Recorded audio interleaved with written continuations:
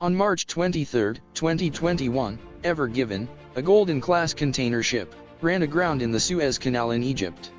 The 400-meter-long vessel had been buffeted by a sandstorm and strong winds of up to 74 kilometers per hour, knocking it off course, though authorities stated this was not the main reason for the grounding, and that there may have been technical or human errors. The ship ran aground on one of the canal's banks and became stuck, completely obstructing the canal and preventing any vessels from passing through.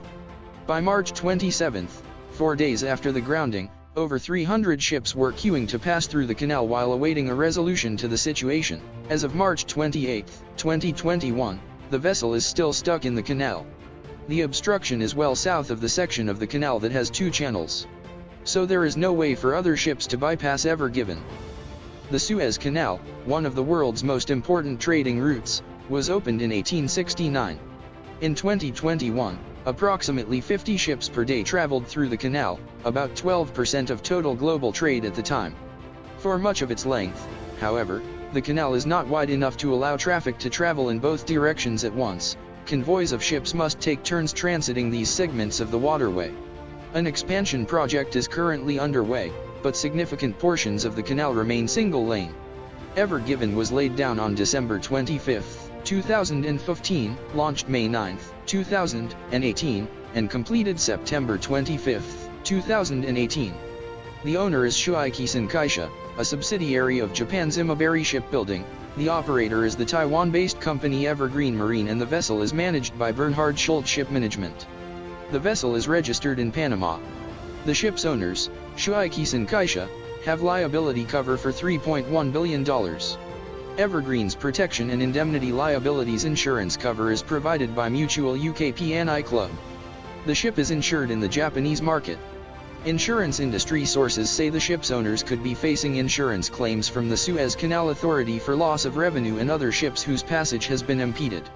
Container ships of this size are typically insured for hull and machinery damage of between $100 and $140 million. Bill Kavanagh, a National Maritime College of Ireland lecturer and former captain, has described sailing through the Suez Canal as a very complex and high-risk operation. Wind gusts will cause the container areas of vessels to act like a sail and thus affect the course of the ship. The momentum of a heavy ship, such as Evergiven, is difficult to counteract if blown off course. The government of Egypt requires ships traversing the canal to be boarded by an Egyptian Suez crew, including one or more official maritime pilots from Egypt's SCA who command the ship, taking over from the regular crew. There were 2 Egyptian SCA pilots on board at the time of the accident. At the time of the incident, Evergiven was traveling from Tanjung Peloponnese, Malaysia, to Rotterdam, Netherlands. It was fifth in a northbound convoy, with 15 vessels behind it when it ran aground near the village of Manshiat Rugola. On March 23, 2021, at 7:40 local time, Evergiven was traveling through the Suez Canal when it was caught in a sandstorm. The strong winds, which reached 74 km per hour, resulted in the loss of the ability to steer the ship, causing the hull to deviate. Evergiven then ran aground at the 151 km mark, measured from port said on the Mediterranean Sea, 10 km from Suez port on the Gulf of Suez, and turned sideways, unable to free itself, blocking the canal on both sides. The crew of the Evergiven, composed entirely of Indian nationals, was accounted for, and no injuries were reported. At this point, the Suez Canal is a single waterway. According to an analysis of data from ship tracking websites by Evert Lauter, head of Maritime Technology Division at the University of Ghent, the bank effect, which may cause the stern of a ship to swing toward the near bank when operating in constricted waterway, may have contributed to the grounding, along with the lateral forces of westerly winds pushing sideways against the northbound ship. Since most of the focus of modern ship design is directed towards efficiency and stability at sea, the effects of hydrodynamics in shallow waters, especially in light of the rapidly growing size of ships in the past decade, remain somewhat obscure and in need of further study. Over 200 vessels at both ends of the canal were obstructed by Evergiven, including 5 other container ships of similar size. These include 41 bulk carriers and 24 crude tankers. The affected vessels represented roughly 16.9 million tons of dead weight. Some docked at ports and anchorages in the area, while many remained in place. The ships in the area range from small cargo vessels to large ships, including the Russian Navy Alta-E-class oiler Kola, which had been involved in a minor collision with bulk carrier Ark Royal earlier that day. Officials plan to move 2 vessels from behind Evergiven to make room for the refloating operation. Fuel, ballast water, and several containers were removed from the ship to help lighten it as heavy machinery, including an excavator, worked to dig the bow out. 8 tugboats are assisting in the attempt to pull it free. Peter Berdowski, chief executive of Royal Bosque Alice Westminster, stated that the operation can take days to weeks. On March 25, the Suez Canal Authority suspended navigation through the Suez Canal until Evergiven could be refloated. The same day, Egyptian President Abdel Fattah el-Sisi's advisor on seaports stated that he expected the canal to be cleared in 48 to 72 hours maximum. The following day, the Suez Canal Authority said that its dredging operations were about 87% complete. On March 26, the SCA accepted an offer made by a United States Navy assessment team of dredging experts to assist in efforts to remove the ship. On March 27, the SCA said that 14 tugboats were trying to take advantage of that day's high tide and that more would arrive the following day if the latest attempt failed. Yukato Higaki, president of owners Shuai Kisen, reported that the ship did not appear to be damaged, saying the ship is not taking water. Once it refloats, it should be able to operate.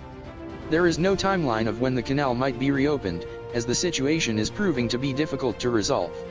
However, by 5 p.m., according to Egypt Today, the ship had moved by 30 meters towards the north.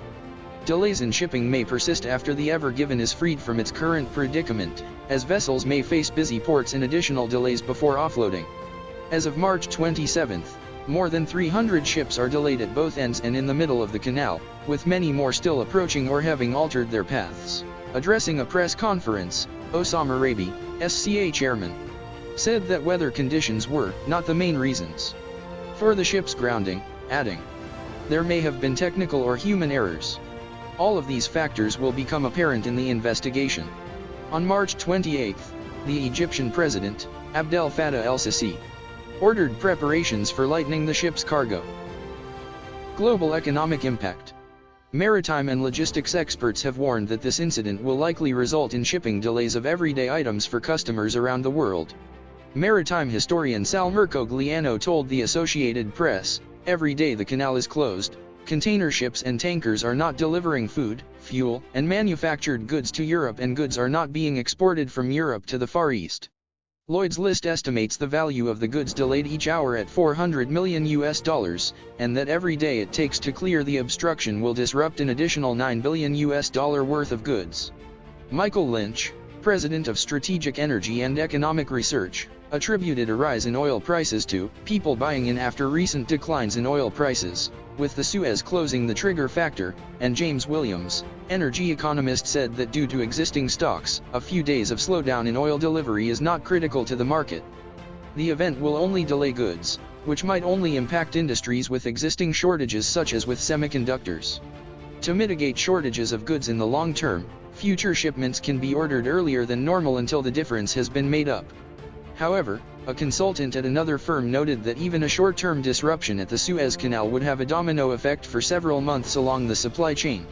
Some freight forwarders noted that demand for alternative means of transportation was expected to rise within the next few weeks on Europe to Asia routes, as a consequence of shippers seeking to avoid the disruption and uncertainty caused by the blockage of the canal. The default alternative route for maritime traffic between Asia and Europe is to go around the African continent via the Cape of Good Hope, a trip of some 11,300 kilometers taking approximately 10 to 12 more days. With this alternative having already been taken by some ships as of March 26.